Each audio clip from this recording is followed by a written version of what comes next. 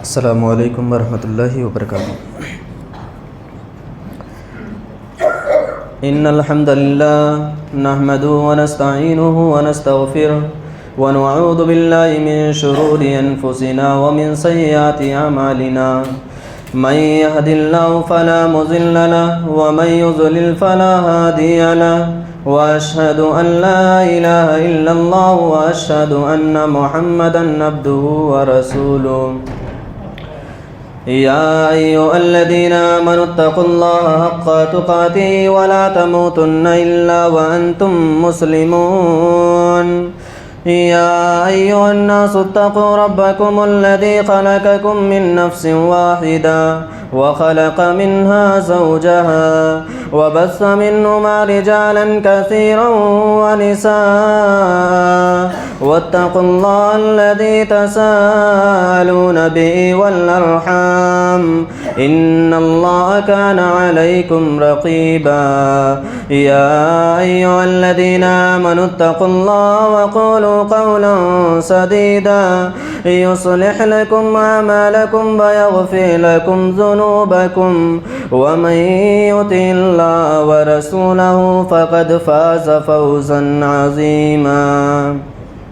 أما بعد، فإن خير الحديث كتاب الله، وخير الهدي هدي محمد صلى الله عليه وسلم، وشر الأمور محدثاتها، وكل محدثة بدعة، وكل بدعة ضلالة، وكل ضلالة في النار۔ أعوذ بالله من الشيطان الرجيم، بسم الله الرحمن الرحيم۔ قاف والقرآن المجيد، بل عجبوا أن جاءهم منذر منهم فقال الكافرون هذا شيء عجيب، أإذا متنا وكنا ترابا ذلك رجع بعيد، قد علمنا ما تنقص الأرض منهم وعندنا كتاب حفيظ، بل كذبوا بالحق لما جاءهم فهم في أمر مريج، أفلم ينظروا إلى السماء فوقهم كيف بنيناها وزيناها وما لها من فروج، والأرض مددناها وألقينا فيها رواسي وأنبتنا فيها من كل زوج بهيج، تبصرة وذكرى لكل عبد منيب، ونزلنا من السماء ماء مباركا فأنبتنا به جنات وحب الحصيد، والنخل باسقات لها طلع نضيد، رزقا للعباد وأحيينا به بلدة ميتا كذلك الخروج، كذبت قبلهم قوم نوح وأصحاب الرس وثمود وعاد وفرعون وإخوان لوط وأصحاب الأيكة وقوم تبع، كل كذب الرسل فحق وعيد، أفعينا بالخلق الأول بل هم في لبس من خلق جديد۔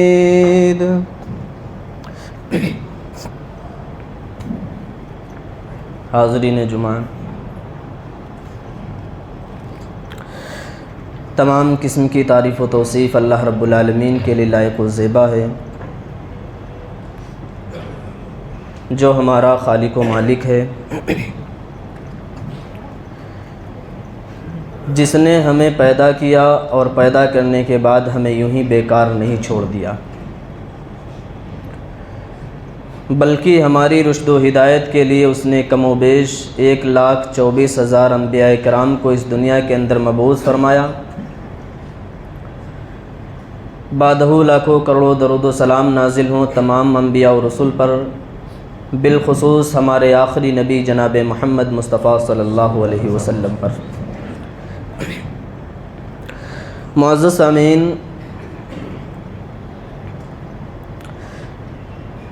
ایک انسان کو مکمل مسلمان بننے کے لیے ضروری ہے کہ وہ حقوق اللہ یعنی اللہ رب العالمین کے حقوق کی ادائیگی کے ساتھ ساتھ حقوق العباد یعنی بندوں کے حقوق بھی ادا کرے۔ بندہ اس وقت تک کامل مومن ہو ہی نہیں سکتا جب تک وہ حقوق اللہ کے ساتھ ساتھ حقوق العباد ادا نہ کرے۔ حقوق العباد کا ادا کرنا بہت ضروری ہے۔ اب اگر ہم اس لحاظ سے اپنے معاشرے پر نظر دوڑائیں گے تو معلوم ہوگا کہ ہمارے سماج، ہمارے معاشرے میں کچھ افراد ایسے پائے جاتے ہیں جو حقوق اللہ کے معاملے میں، اللہ کے حقوق کے معاملے میں بہت اچھے ہیں۔ ان کی نمازیں بہت اچھی ہیں، روزے بہت اچھے طریقے سے رکھتے ہیں، اسی طریقے سے زکوٰۃ، حج وغیرہ سارے جو حقوق اللہ کے جتنے بھی فرائض ہو سکتے ہیں، تمام کے تمام فرائض میں وہ بہت اچھے آپ کو نظر آئیں گے۔ لیکن وہی لوگ حقوق العباد کے معاملے میں کوتاہ آپ کو نظر آئیں گے، ان میں غفلت پائی جائے گی حقوق العباد کے معاملات میں۔ اور کچھ افراد ہمارے معاشرے کے اندر، سماج کے اندر ایسے بھی پائے جاتے ہیں جو حقوق العباد کے معاملے میں بہت اچھے ہیں لیکن حقوق اللہ کے معاملے میں وہ بہت کوتاہ ہیں۔ البتہ ایسے افراد جو حقوق اللہ اور حقوق العباد دونوں کو ادا کرنے والے ہوں، ایسے افراد ہمارے معاشرے کے اندر، ہمارے سماج کے اندر بہت کم ہی پائے جاتے ہیں۔ جب تک بندہ حقوق اللہ کے ساتھ ساتھ حقوق العباد ادا نہ کرے تب تک وہ کامیاب ہو ہی نہیں سکتا، وہ فلاح پا ہی نہیں سکتا۔ حقوق العباد کا ادا کرنا بہت ضروری ہے۔ کتنا ضروری ہے؟ صحیح مسلم کی ایک روایت ہے، اللہ کے رسول صلی اللہ علیہ وسلم نے صحابہ کرام سے پوچھا کہ تم میں سے بتاؤ کہ مفلس کسے کہتے ہیں۔ اللہ کے رسول صلی اللہ علیہ وسلم نے سوال کیا، بڑی معروف و مشہور حدیث ہے، بارہا آپ نے سنی ہوگی۔ تو اللہ کے رسول صلی اللہ علیہ وسلم نے سوال کیا کہ بتاؤ مفلس کسے کہتے ہیں؟ تو صحابہ کرام نے کہا کہ جس کے پاس درہم نہ ہو، دینار نہ ہو، مال و متاع نہ ہو، دولت نہ ہو، وہ مفلس ہے۔ اللہ کے رسول صلی اللہ علیہ وسلم نے اس وقت کیا کہا تھا؟ نہیں، میری امت کا مفلس وہ شخص ہوگا جو کل قیامت کے دن اللہ رب العالمین کے سامنے حاضر ہوگا، دنیا کے اندر سے نمازیں بھی پڑھ کر گیا ہوگا، حج بھی کر کے گیا ہوگا، زکوٰۃ بھی دی ہوگی، اس نے دنیا کے اندر تمام اچھے کام کیے ہوں گے، نیکیوں کا انبار لے کر اللہ کے سامنے حاضر ہوگا، نیکیوں کا انبار لے کر اللہ رب العالمین کے سامنے جائے گا۔ لیکن کیا کیا ہوگا اس نے دنیا میں؟ نمازیں تو پڑھی ہوں گی، روزے تو رکھے ہوں گے، زکوٰۃ تو دی ہوگی، لیکن اسی کے ساتھ ساتھ اس نے کسی کو مارا ہوگا، کسی کو پیٹا ہوگا، کسی پر ظلم کیا ہوگا، کسی کی جائیداد کو ہڑپ لیا ہوگا۔ ایسے حالت میں اللہ رب العالمین کے سامنے پہنچے گا، جانتے ہو کیا ہوگا؟ اللہ رب العالمین کے پاس پہنچے گا۔ اللہ کے رسول صلی اللہ علیہ وسلم نے بیان فرمایا کہ لوگ آئیں گے، اللہ رب العالمین سے شکایتیں کریں گے اس کی کہ اللہ رب العالمین یہی بندہ ہے، اس نے دنیا میں میرا مال ہڑپ لیا تھا، یہی بندہ ہے، اس نے میری جائیداد ہڑپ لی تھی، اس نے مجھے مارا تھا، اس نے مجھے پیٹا تھا۔ اللہ رب العالمین کیا کرے گا؟ جو نیکیوں کا انبار لے کر گیا ہے، نیکیاں ایک ایک کر کے لوگوں کو دیتا جائے گا اللہ رب العالمین۔ لوگ آتے جائیں گے، نیکیاں اس کی بڑھتی چلی جائیں گی، یہاں تک کہ نیکیوں کا رجسٹر خالی ہو جائے گا، جو انبار لگائے نیکیوں کا وہ ختم ہو جائے گا، کچھ نہیں بچے گا اس کے پاس۔ لیکن پھر بھی لوگ آتے رہیں گے، پھر بھی لوگ یہی کہتے رہیں گے، اللہ اس نے میرے ساتھ ظلم کیا، مجھے مارا، مجھے پیٹا، میرے گھر والوں کو ستایا، مجھے ستایا۔ اللہ رب العالمین کے پاس عرضیاں لے کر آئیں گے، شکایتیں لے کر آئیں گے، نیکیاں ختم ہو جائیں گی۔ ایسے عالم میں اللہ رب العالمین کیا کرے گا؟ ایسے عالم میں اللہ رب العالمین ان تمام لوگوں کے گناہوں کو اس کے اوپر ڈال دے گا۔ اب بتاؤ میرے ساتھیوں، اس کے پاس کیا رہ جائے گا؟ جہنم کے ایندھن بننے کے سوا کوئی چارہ ہی نہیں بچے گا اس کے پاس۔ نیکیاں ختم ہو گئیں، گناہ خود اس کے تھے، اس کے علاوہ دوسروں کے بھی گناہوں کا بوجھ اسی پر ڈال دیا جائے گا۔ جہنم کے ایندھن کے سوا اس کے پاس کیا چارہ رہ جائے گا؟ تو آپ کو اس حدیث سے معلوم ہو گیا ہوگا کہ حقوق العباد کی کتنی اہمیت ہے حقوق اللہ کے ساتھ ساتھ، کہ نمازیں پڑھنے والا شخص، روزے رکھنے والا شخص، زکوٰۃ دینے والا شخص، اللہ رب العالمین کی تمام عبادتیں کرنے والا شخص صرف اور صرف حقوق العباد کے معاملے میں کوتاہ نظر آیا، اس میں کمی پائی گئی، اللہ رب العالمین نے تمام کی تمام نیکیاں اور تمام کی تمام جو اس کی نیکیاں تھی، اچھائیاں تھی، تمام کی تمام اچھائیاں غارت کر دیں، تمام کی تمام اچھائیاں اس کی برباد ہو گئیں۔ کیوں؟ صرف اسی وجہ سے کہ حقوق العباد کے معاملے میں کوتاہ تھا۔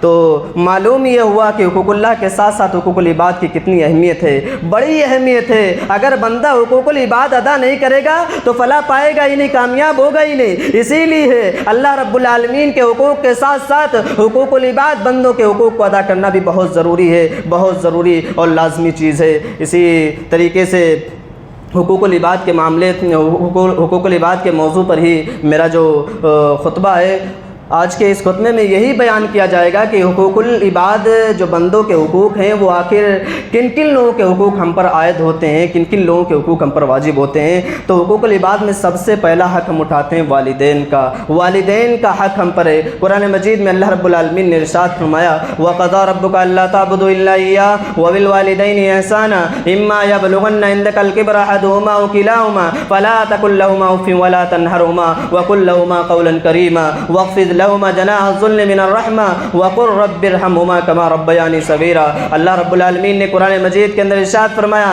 کہ آپ کے رب نے یہ فیصلہ کر دیا کہ اللہ کے علاوہ کسی کی عبادت نہ کرو اور والدین کے ساتھ حسن سلوک کرو، اچھا برتاؤ کرو۔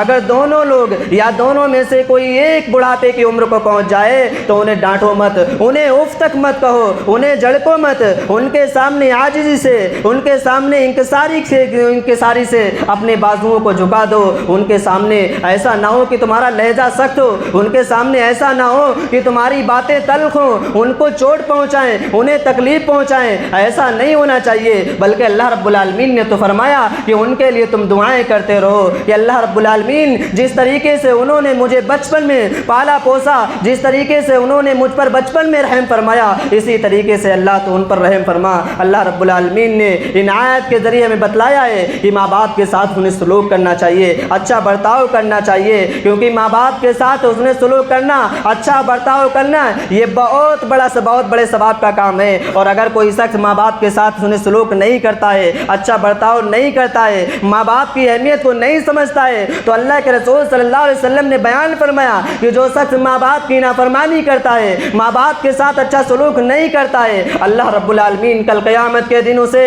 نظر رحمت سے دیکھے گا نہیں۔ ثلاثۃ لا ينظر اللہ الیہم یوم القیامۃ، تین لوگ ایسے ہوں گے اللہ رب العالمین کل قیامت کے دن انہیں نظر رحمت سے نہیں دیکھے گا۔ وہ تین لوگ کون کون ہوں گے؟ اللہ کے رسول صلی اللہ علیہ وسلم نے سب سے پہلا جس شخص کا تذکرہ کیا العاق لوالدیہ، اللہ کے رسول صلی اللہ علیہ وسلم نے سب سے پہلے بیان فرمایا کہ والدین کا نافرمان جنت کے اللہ رب العالمین اس کی طرف نظر رحمت سے دیکھے گا نہیں۔ اسی طریقے سے والمرأۃ المترجلہ، ایسی عورت جو مردوں کی مشابہت اختیار کرنے والی ہے، اگر عورت مردوں کی مشابہت اختیار کرنے والی ہے تو اللہ رب العالمین کل قیامت کے دن اسے نظر رحمت سے دیکھے گا نہیں۔ والدیوس، اور تیسرا وہ شخص دیوس، اللہ کے رسول صلی اللہ علیہ وسلم نے بیان فرمایا کہ اللہ رب العالمین دیوس کو کل قیامت کے دن نظر رحمت سے دیکھے گا نہیں۔ اور میں نے بارہا کہا ہے، آج پھر کہتا ہوں کہ اللہ رب العالمین نظر رحمت سے کل قیامت کے دن جسے دیکھ لے گا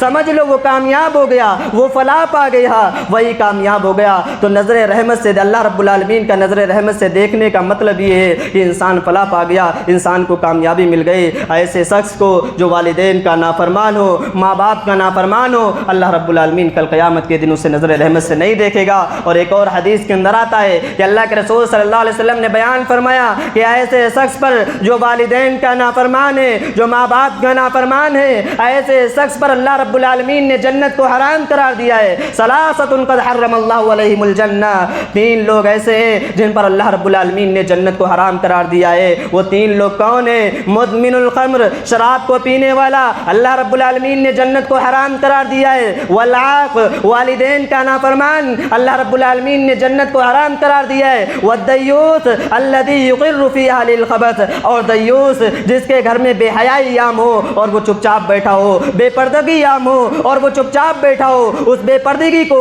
اس بے حیائی کو روکنے والا نہ ہو، ایسے شخص پر بھی اللہ رب العالمین نے جنت کو حرام قرار دیا ہے۔ تو یہ 3 افراد ایسے ہوں گے جن پر اللہ رب العالمین نے جنت کو حرام قرار دیا ہے۔ ان میں سے ایک شخص وہ بھی ہوگا جو والدین کا نافرمان ہوگا، واللاک ماں باپ کی نافرمانی کرنے والے شخص پر بھی اللہ رب العالمین نے جنت کو حرام قرار دیا ہے۔ تو معلوم کیا ہوا؟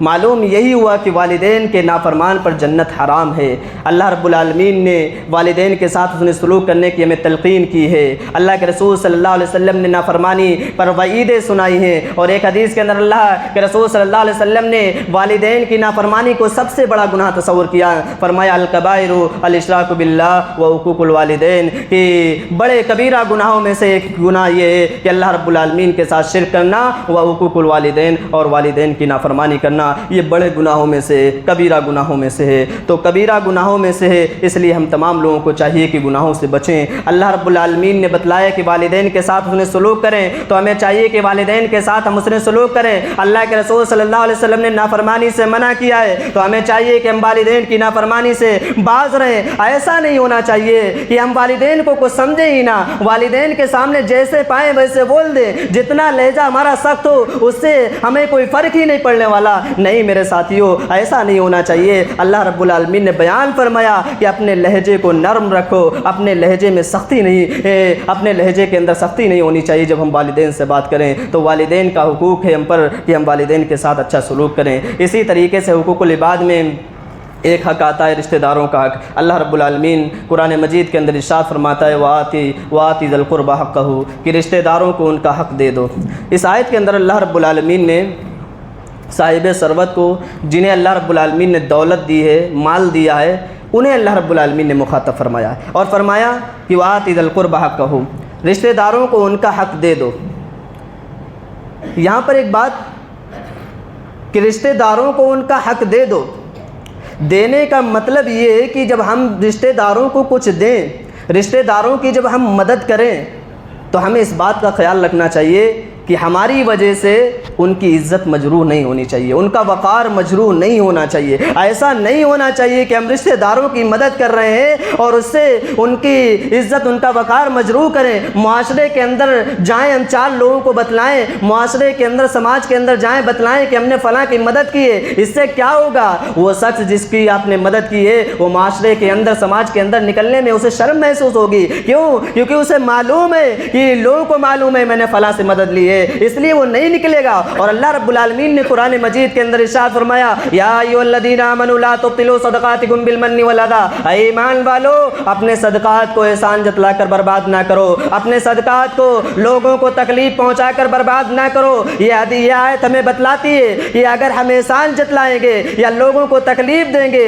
تو ہمارے صدقات باطل ہو جائیں گے، ہمارے صدقات کا ثواب ہمیں کچھ بھی نہیں ملنے والا۔ اس لیے ہمیں چاہیے کہ ہم تمام کے تمام لوگ جب بھی اپنے رشتہ داروں کی مدد کریں، جب بھی اپنے قرابت داروں کی مدد کریں، تو اس بات کا خیال رکھیں کہ ہماری وجہ سے انہیں کوئی تکلیف نہیں پہنچنی چاہیے، یا اسی طریقے سے ہم ان کی مدد کر کے ان پر احسان نہ جتلائیں، کیونکہ احسان جتلائیں گے تو ہمارے صدقات اور خیرات برباد ہو جائیں گے۔ اور اللہ رب العالمین نے یہاں پر فرمایا یا ایھا الذین آمنوا، کہ اے ایمان والو تم ایسا نہ کرو۔ تو معلوم ہوا یہ ایمان والوں کا شیوا نہیں ہے، یہ ایمان والوں کا طریقہ نہیں ہے کہ ایمان والے مدد کر کے، ایمان والے اپنے رشتہ داروں کی مدد کر کے احسان جتلائیں، ایمان والے مدد کر کے اپنے رشتہ داروں کو تکلیف پہنچائیں۔ یہ ایمان والوں کا شیوا نہیں ہے۔ ایمان والے تو جب بھی دیتے ہیں دائیں ہاتھ سے دیتے ہیں، بائیں ہاتھ کو خبر ہی نہیں ہوتی ہے، یہ ہوتے ہیں ایمان والے۔ اور اسی وجہ سے بہت سارے افراد ہمارے معاشرے کے اندر، ہمارے سماج کے اندر ایسے ہیں کہ ہم کسی کی مدد کرتے ہیں، کیا ہوتا ہے کہ ہم کسی کی مدد کرتے ہیں تو 2-4 لوگوں میں اس کا تذکرہ کر دیتے ہیں، 2-4 لوگوں میں بتلا دیتے ہیں کہ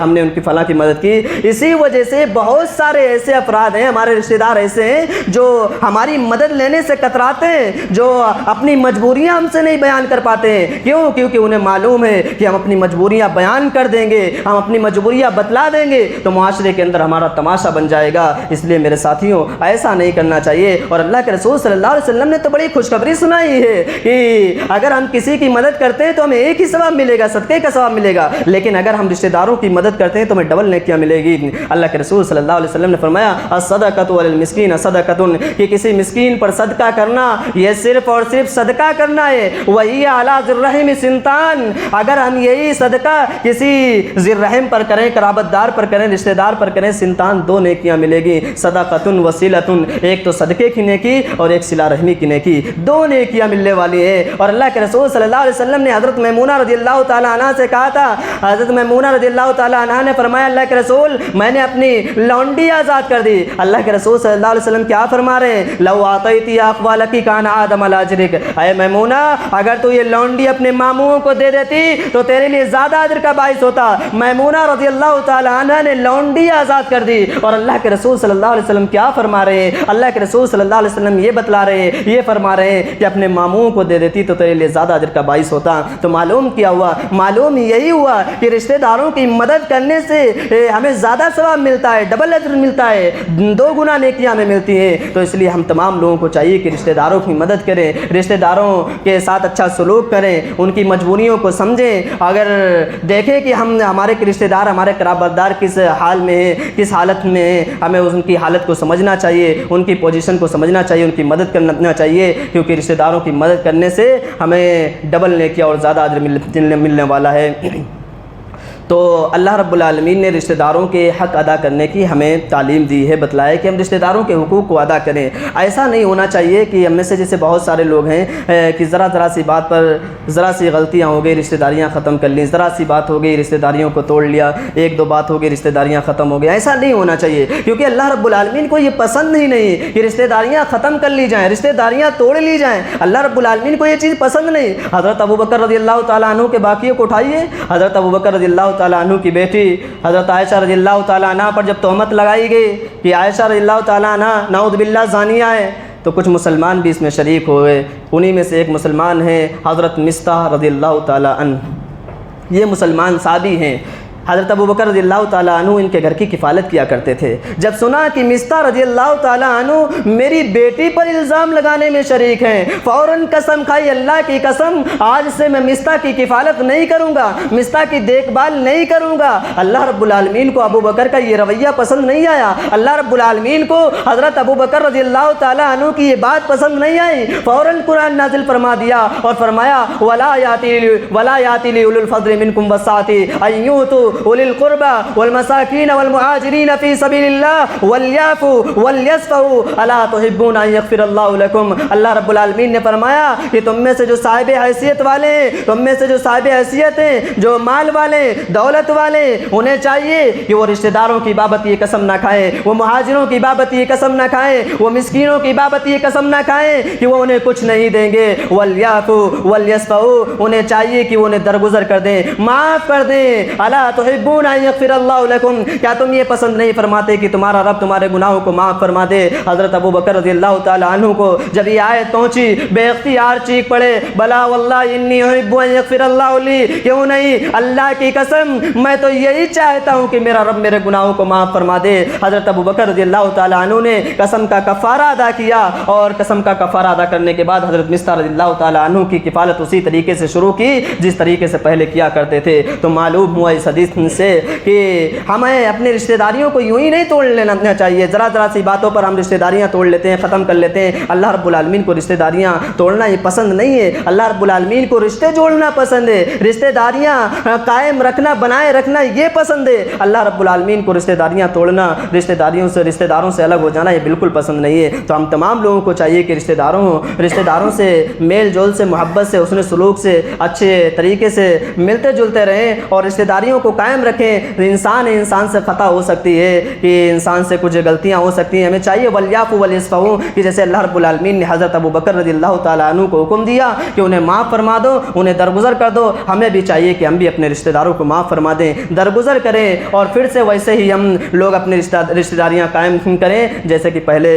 ہماری رشتہ داریاں چلتی تھیں۔ ذرا سی بات پر رشتہ داریاں نہیں توڑنا چاہیے۔ ایک حدیث بیان کرتا ہوں رشتہ داری کے متعلق، اللہ کے رسول صلی اللہ علیہ وسلم نے بڑے ہی سخت الفاظ کے کہیں، فرمایا ما من ذنب ازدر ان یعجل اللہ لصاحب العقوبۃ فی الدنیا مع ما يدخر له فی الآخرۃ من البغي وقطیعۃ الرحم۔ میرے ساتھیو، غور کرنے کا مقام ہے اس حدیث پر۔ اللہ کے رسول صلی اللہ علیہ وسلم نے کیا فرمایا؟ فرمایا کہ دو گناہ ایسے ہیں اللہ رب العالمین جس کی سزا کا اہتمام اس طریقے سے کرتا ہے کہ ان دو گناہ کے علاوہ کوئی بھی ایسا گناہ نہیں ہے جس کی سزا کا اہتمام اللہ رب العالمین اس طریقے سے کرتا ہو۔ ان گناہوں کے سزا کا اہتمام اللہ رب العالمین اس طریقے سے کرتا ہے کہ دنیا کے اندر بھی اس کی سزا دیتا ہے اور آخرت کے اندر بھی، آخرت میں بھی انسان کو وہ سزا ملے گی۔ وہ دو گناہ کون ہیں؟ اللہ کے رسول صلی اللہ علیہ وسلم نے فرمایا من البغی وقطیعۃ الرحم، یہ سرکشی، ظلم و زیادتی، اور دوسرا قطیعۃ الرحم یعنی رشتہ داریوں کو توڑنا، صلہ رحمی کو ختم کرنا، یہ دوسرا گناہ ہے۔ ان دو گناہوں کی سزا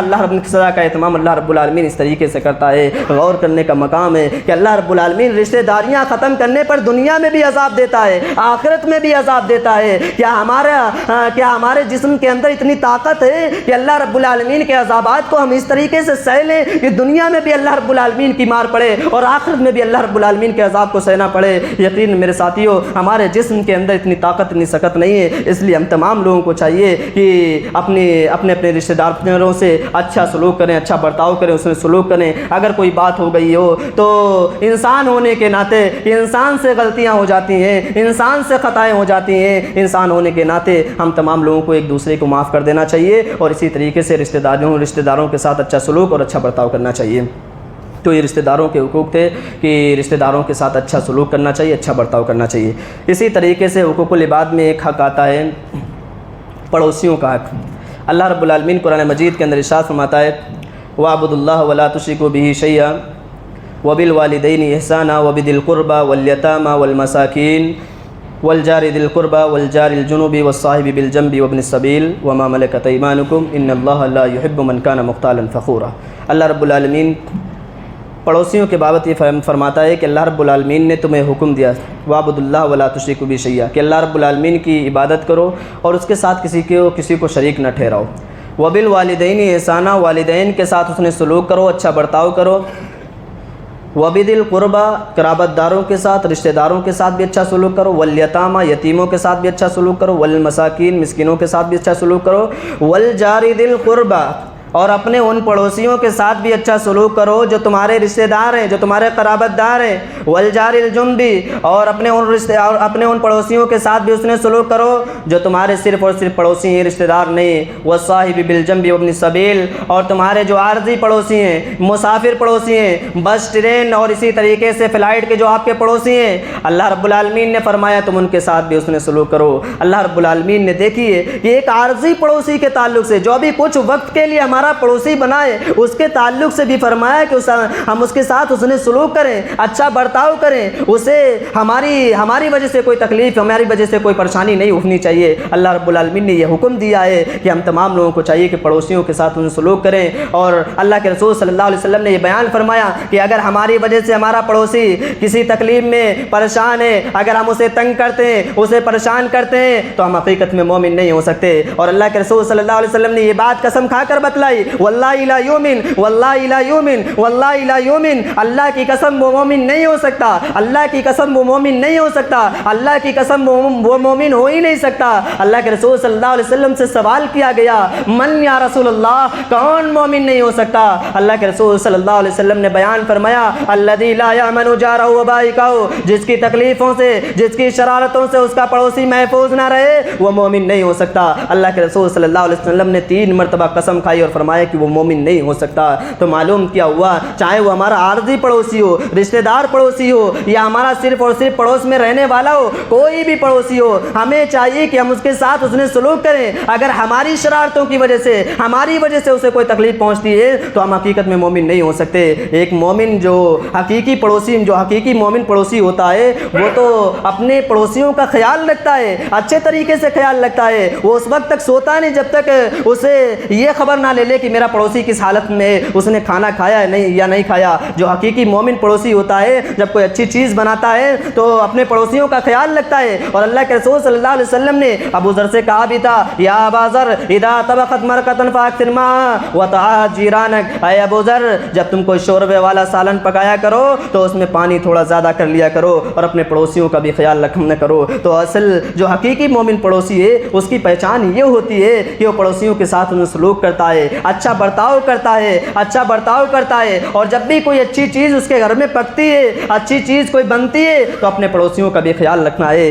یہ ہوتا ہے حقیقت میں حقیقی مومن پڑوسی. تو ہم تمام لوگوں کو چاہیے کہ پڑوسیوں کے ساتھ بھی اچھا سلوک کریں، ان کے ساتھ اچھا برتاؤ کریں. تو یہ پڑوسیوں کے حقوق ہیں جن کا ہم تمام لوگوں کو خیال رکھنا چاہیے. اسی طریقے سے حقوق العباد میں ایک اور حق آتا ہے، وہ حق ہے یتیموں کا حق ہے. یتیموں کے بارے میں اللہ رب العالمین نے قرآن مجید کے اندر ارشاد فرمایا فَأَمَّا الْيَتِيمَ فَلَا تَقْهَرْ، کہ یتیموں کو ڈانٹو مت، ان سے سخت لہجے میں بات مت کرو، ان سے نرم لہجے میں بات کرو، اچھے انداز میں بات کرو. ایسا نہیں ہونا چاہیے کہ ہم یتیم ہے تو اس کو ڈانٹ دیں، اس کے ماں باپ نہیں تو اسے پیار محبت نہ دیں.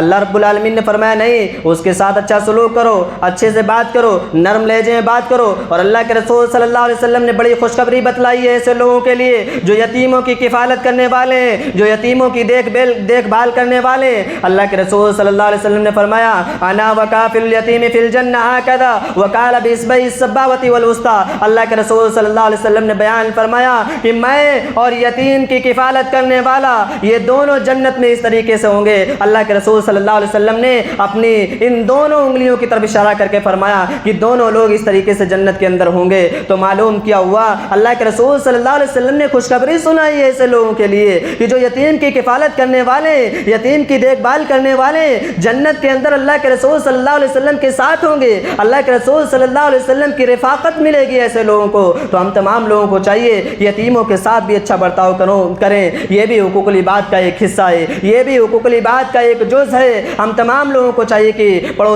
ہم تمام لوگوں کو چاہیے کہ یتیموں کے ساتھ اچھا سلوک کریں، کیونکہ یتیموں کے ساتھ اچھا سلوک کرنا، یتیموں کے ساتھ اچھا برتاؤ کرنا، اللہ کے رسول صلی اللہ علیہ وسلم نے یہ فرمایا کہ جنت میں اس کو میری رفاقت حاصل ہوگی. اس لیے اگر کبھی بھی ہم تمام لوگوں کو یتیموں کی کفالت کرنے کا موقع ملے تو ہاتھ سے نہیں جانے دینا چاہیے. یتیموں کی کفالت کرنا چاہیے، بڑی عظیم چیز ہے. اللہ کے رسول صلی اللہ علیہ وسلم کی رفاقت حاصل ہوگی جنت کے اندر. تو یتیموں کے حقوق ہیں. اسی طریقے سے ہماری شریعت نے غلاموں کے، خادموں کے بھی حقوق بیان کیے ہیں کہ کچھ غلاموں کے حقوق بھی عائد ہوتے ہیں، کچھ خادموں کے حقوق بھی ہوتے ہیں، کچھ نوکروں کے حقوق بھی ہیں. اللہ کے رسول صلی اللہ علیہ وسلم نے بیان فرمایا اخوانکم قولکم جعلہم اللہ تحت ایدیکم فمن کان اخوہ تحت یدہ. اللہ کے رسول صلی اللہ علیہ وسلم نے بیان فرمایا کہ تمہارے کچھ بھائی ایسے ہیں جنہیں اللہ رب العالمین نے تمہارے ہاتھوں میں دے رکھا ہے. اگر اللہ رب العالمین نے تمہارے ہاتھوں میں ان کو دے دیا ہے فلیطعمہ مما یاکل، تو جو تم کھاتے ہو وہی انہیں بھی کھلاؤ. ولیلبس مما یلبس، جو تم پہنتے ہو وہی تم انہیں بھی پہناؤ. اور آگے اللہ کے رسول صلی اللہ علیہ وسلم نے غلاموں کے حقوق بیان کرتے ہوئے فرمایا ولا تکلفہم ما یغلبہم، تم انہیں اتنے کام کا عادی مت بناؤ، اتنے کام کا بوجھ ان پر مت ڈالو کہ وہ اتنا کام کر ہی نہ پائیں. فَإِن كَلَّفْتُمُوهُمْ فَأَعِينُوهُمْ. اللہ کے رسول صلی اللہ علیہ وسلم نے بیان فرمایا کہ اگر اتنے کام کا تم مکلف بناتے بھی ہو تو تمہیں چاہیے کہ تم ان کی مدد کرو، تمہیں چاہیے کہ تم ان کی مدد کرو. تو اللہ کے رسول صلی اللہ علیہ وسلم نے غلاموں کے حقوق بھی بیان کیے ہیں، خادموں کے حقوق بھی بیان کیے ہیں، نوکروں کے حقوق بھی اللہ کے رسول صلی اللہ علیہ وسلم نے بیان کیے. اور فرمایا کہ نوکروں کے حقوق یہ ہیں کہ نوکر جو بھی ہو، ہم جتنی اجرت پر اسے لے کر آئیں ہمیں چاہیے کہ ہم اس کی اجرت کو پورا دے دیں. اگر کوئی شخص اس کی اجرت کو پورا نہیں دیتا ہے، نوکر کو لاتا ہے، پورا کام کراتا ہے، اجرت نہیں دیتا ہے، سنیے اللہ کے رسول صلی اللہ علیہ وسلم اس کے ساتھ کیا کریں گے. اللہ کے رسول صلی اللہ علیہ وسلم نے فرمایا کہ کل قیامت کے دن میں ایسے 3 لوگوں سے جھگڑا کروں گا، 3 لوگوں سے جھگڑا کروں گا. ثلاثۃ انا خصمهم یوم القیامۃ، قیامت کے دن 3 لوگوں سے جھگڑا کروں گا. رجل عطا بی ثم غدر، ایک وہ آدمی جس نے میرے نام پر عہد کیا اور پھر عہد کو توڑ دیا، ایسے شخص سے میں کل قیامت کے دن جھگڑا کروں گا. اور دوسرا وہ ورجل باع حرا فاکل ثمنہ، دوسرا وہ شخص جس نے کسی آزاد آدمی کو بیچ دیا اور بیچنے کے بعد اس کی قیمت کو کھا لیا، ایسے شخص سے بھی اللہ کے رسول نے فرمایا میں کل قیامت کے دن جھگڑا کروں گا. اور تیسرا وہ شخص ورجل استاجر اجیرا فاستوفى منه ولم يؤته اجره، اللہ کے رسول صلی اللہ علیہ وسلم نے بیان فرمایا فرمایا کہ جس نے کسی آدمی کو اجرت پر رکھا، اس سے پورا کام لیا اور کام لینے کے بعد اس کی اجرت کو پورا نہیں دیا، اللہ کے رسول صلی اللہ علیہ وسلم نے بیان فرمایا کہ کل قیامت کے دن میں ایسے شخص سے جھگڑا کروں گا، ایسے شخص سے میں لڑائی لڑوں گا۔ تو ذرا سوچنے کی بات ہے، غور کرنے کی بات ہے کہ میدان محشر میں قیامت کے دن ہمارے مقابلے میں اگر اللہ کے رسول صلی اللہ علیہ وسلم کھڑے ہوں گے تو ہمارا حال کیا ہوگا، ہمارا عالم کیا ہوگا۔ تو اس لیے ہم تمام لوگوں کو چاہیے کہ ہم اپنے نوکروں کے حقوق کا بھی خیال رکھیں، اور نوکروں کا حق یہ ہے کہ ہم جتنی اجرت پر انہیں لائیں اتنی اجرت انہیں پوری دے دیں۔ ایسا نہیں ہونا چاہیے کہ ہم ان کی اجرت مار لیں یا پھر ان کی اجرت دے ہی نہ، ایسا نہیں ہونا چاہیے۔ یہ نوکروں کے بھی حقوق ہیں۔ اسی طریقے سے ایک مسلمان کے دوسرے مسلمان پر بھی کچھ حق عائد ہوتے ہیں۔ اللہ کے رسول صلی اللہ علیہ وسلم نے بیان فرمایا حق المسلم علی المسلم ست، کہ ایک مسلمان کے دوسرے مسلمان پر 6 حقوق ہیں، اور ان حقوق کو اللہ کے رسول صلی اللہ علیہ وسلم نے بیان فرمایا اذا لقیتہ فسلم علیہ، کہ جب کسی سے ملاقات ہو تو چاہیے کہ سلام کرے، اور جب وہ سلام کر لے تو سلام جس سے کیا ہے پھر اس کو جواب دینا ہے۔ یہ ایک مسلمان کا دوسرے مسلمان پر حق ہے، اور ہم میں سے آج بہت سارے لوگ ایسے ہیں جو سلام ہی نہیں کرتے، سلام کرنا ہی بھول گئے، جبکہ ایک مسلمان کا دوسرے مسلمان پر یہ حق ہے کہ جب بھی ملاقات تو سلام کریں، اور سلام کریں، سلام کا جواب دیں۔ لیکن ہم میں سے بہت سارے لوگ ایسے ہیں کہ سلام نہیں کرتے ہیں، راستے میں مل جائیں تو نظریں جھکا کر چلے جاتے ہیں، راستے میں نظریں اٹھا کر دیکھتے بھی نہیں ہیں۔ ایسا نہیں ہونا چاہیے۔ ایک مسلمان کا دوسرے مسلمان پر جو حق ہے اس کو سمجھنا چاہیے۔ ہم ایک مسلمان کا جو دوسرے مسلمان پر حق عائد ہوتے ہیں ہمیں ان کو کرنا چاہیے۔ ایسا لگتا ہے کہ ہم لوگ تو تھوڑا بہت کرتے بھی ہیں سلام دعا، آنے والی نسل یہ ساری چیزیں بھول جائے گی، ایسا نہیں ہونا چاہیے۔ ہمیں خود کرنا چاہیے، اپنے بچوں کو بھی اس کی تعلیم دینا چاہیے کہ سلام کرنا ایک مسلمان کا حق ہے اور دوسرے مسلمان کا حق ہے اس کا جواب دے۔ اسی طریقے سے آگے اللہ کے رسول صلی اللہ علیہ وسلم نے بیان فرمایا وَإِذَا دَعَاكَ فَأَجِبْهُ، جب کوئی مسلمان بھائی دعوت دے تو اس کی دعوت کو قبول کرو، یہ بھی ایک مسلمان کا دوسرے مسلمان پر حق ہے۔ وَإِذَا اسْتَنصَحَكَ فَانصَحْ لَهُ، جب ایک مسلمان کوئی نصیحت طلب کرے تو اسے چاہیے کہ جس سے نصیحت طلب کی جا رہی ہے اسے نصیحت کرے۔ نصیحت طلب کرنے والا جس سے نصیحت طلب کی جا رہی ہے اسے چاہیے کہ وہ نصیحت کرے۔ اور اسی طریقے سے وَإِذَا عَطَسَ فَحَمِدَ اللَّهُ فَشَمِّتْهُ، ایک مسلمان کا دوسرے مسلمان پر حق یہ بھی ہے کہ جب ایک مسلمان کو چھینک آئے تو وہ اسے چاہیے کہ وہ الحمدللہ کہے، اور سننے والا مسلمان جواب دے، فشمت اسے جواب دینا چاہیے، رحمک اللہ کہنا چاہیے۔ بہت سارے لوگ آج کل چھینک کی آواز تو سنائی دیتی ہے لیکن الحمدللہ اور یرحمک اللہ کی آواز سنائی ہی نہیں دیتی ہے۔ بہت سارے لوگ ایسے جو ان ساری چیزوں کو بولتے چلے جا رہے ہیں۔ ہم تمام لوگوں کو چاہیے کہ ایک مسلمان کے دوسرے مسلمان پر جو حقوق عائد ہوتے ہیں ان کا خیال رکھیں۔ اسی طریقے سے وَإِذَا مَرِضَ فَعُودْهُ، جب کوئی بیمار ہو جائے تو ایک مسلمان کا حق بنتا ہے کہ اس کی عیادت کرنے کے لیے جائے۔ وَإِذَا مَاتَ فَاتَّبِعُوهُ، جب کوئی انسان اس دنیا سے چلا جائے، ختم ہو جائے، انتقال ہو جائے تو چاہیے کہ اس کے نماز جنازہ میں بھی شریک ہو۔ بہت سارے لوگ ایسے ہیں کہ انسان انتقال ہو جاتا ہے، چلا جاتا ہے، بہت سارے لوگ پہلے قبرستان پہنچ جاتے ہیں، نماز پڑھنے سے کوئی مطلب ہی نہیں ہوتا ہے، نماز جنازہ پڑھنے سے کوئی مطلب ہی نہیں، بس جا رہے ہیں، بس دفن کر کے چلے آئیں گے۔ ایسا نہیں ہونا چاہیے۔ ایک مسلمان کا دوسرے مسلمان پر حق ہے کہ اللہ کے رسول صلی اللہ علیہ وسلم نے فرمایا وَإِذَا مَاتَ فَاتَّبِعُوهُ، کہ جب انسان اس دنیا سے چلا جائے تو اسے چاہیے کہ وہ پھر اس کے نماز جنازے میں بھی شریک ہو۔ اسی طریقے سے اور بھی کئی حقوق ایک مسلمان کے دوسرے مسلمان پر عائد ہوتے ہیں کہ جیسے کہ ایک مسلمان کے راستے میں مل جائے، سلام کرے، مسکرا دے، تبسمک فی وجہ اخیک لک صدقۃ، اللہ کے رسول صلی اللہ علیہ وسلم نے بیان فرمایا کہ ایک مسلمان کا دوسرے مسلمان کو دیکھ کر مسکرا دینا یہ بھی صدقہ ہے۔ تو ایک مسلمان کا دوسرے مسلمان پر یہ بھی حق عائد ہوتا ہے کہ جب بھی جہاں کہیں بھی راستے میں ملے مسکرا دیں، صدقے کا ثواب مل جائے گا۔ اور ایک مسلمان کا دوسرے مسلمان پر ایک سب سے بڑا حق یہ ہے کہ ہماری ذات سے کسی کو تکلیف نہیں پہنچنی چاہیے، ہماری ذات سے کسی کو تکلیف نہیں پہنچنی چاہیے۔ اللہ کے رسول صلی اللہ علیہ وسلم سے سوال کیا گیا کہ کون سا مسلمان سب سے بہتر ہے؟ اللہ کے رسول صلی اللہ علیہ وسلم نے کیا جواب دیا؟ المسلم من سلم المسلمون من لسانه ويده، وہ مسلمان سب سے بہتر ہے جس کے ہاتھ سے، جس کی زبان سے دوسرے مسلمان محفوظ رہیں، وہ مسلمان سب سے بہتر ہے۔ تو ہم تمام لوگوں کو چاہیے کہ جو حقوق العباد ہیں، جو بندوں کے حقوق ہیں، ان تمام کے تمام حقوق کا خیال رکھیں، چاہے وہ ہمارے پڑوسی ہوں یا ایک مسلمان کا دوسرے مسلمان کے حقوق ہوں یا ہمارے ماں باپ ہوں یا اسی طریقے سے رشتہ دار ہوں، کوئی بھی ہو، ہم تمام لوگوں کو چاہیے کہ ایک دوسرے کے حقوق کا خیال رکھیں۔ آخر میں اللہ رب العالمین سے دعا کرتے ہیں، اللہ رب العالمین تو ہم تمام لوگوں کو حقوق اللہ کے ساتھ ساتھ حقوق العباد کو ادا کرنے کی توفیق عطا فرما۔ اے اللہ ہم میں سے جو بیمار ہیں ان کو شفائے کلی عطا فرما۔ اے اللہ ہم میں سے جو مقروض ہیں ان کو قرض کی ادائیگی کی توفیق عطا فرما۔ آمین وآخر دعوانا ان الحمد للہ رب العالمین.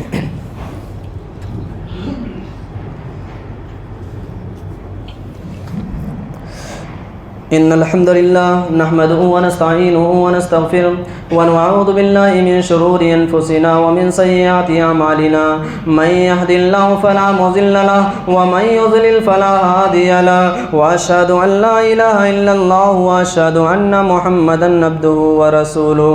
أما بعد إن الله وملائكته يصلون على النبي يا أيها الذين آمنوا صلوا عليه وسلموا تسليما.